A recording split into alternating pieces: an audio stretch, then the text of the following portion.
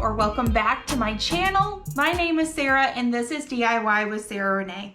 Thank you so much for clicking on today's video. I am pumped to talk to you about today's projects. I have two skeleton tray or candy dish creations for you today, both of which are heavy in Dollar Tree supplies. We love a good craft, especially when we don't have to break the bank to make it. I am too excited to show you these end products for me to keep on babbling up here at the very beginning of the video. So let's just dive right into it. Please make sure that you like this video, give it a big old thumbs up, and subscribe to my channel. Come on with me, let's go create.